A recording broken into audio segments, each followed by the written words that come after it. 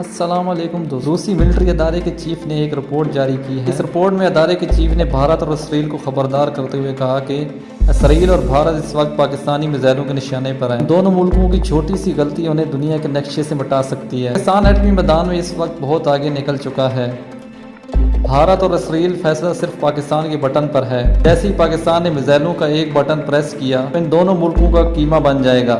روسی ملٹری ادارے کے چیف نے بھارت اور اسرائیل کو خبردار کرتے ہوئے مزید پاکستانی میزائلوں کے بارے میں کیا کہا ہے۔ دوستو، آج کی اس ویڈیو میں ہم آپ کو اسی کے بارے میں بتانے والے ہیں۔ دوستو، مزید ویڈیو میں جانے سے پہلے میرے چینل اسکیپ پوائنٹ کو سبسکرائب کریں، ساتھ میں دیے گئے بیل آئیکن کو پریس کر دیں تاکہ آپ کو اور بھی اس طرح کی انفارمیٹیو ویڈیو ملتی رہے۔ دوستو، روسی ملٹری ادارے کے چیف کی رپورٹ کے مطابق پاکستان نیوکلیئر پروگرام دنیا سب سے تیزی سے ترقی کرنے والا نیوکلیئر پروگرام ہے، جو جلدی ہی پاکستان کو دنیا کا تیسرا بڑا ایٹمی ملک بنا دے گا۔ روسی ذریعہ کے مطابق پاکستان نے میزائل ٹیکنالوجی میں امریکہ اور روس کو بھی پیچھے چھوڑ دیا ہے، کیونکہ پاکستان نے ایسے میزائل بنا لیے ہیں جو آج تک امریکہ کے پاس بھی نہیں ہیں۔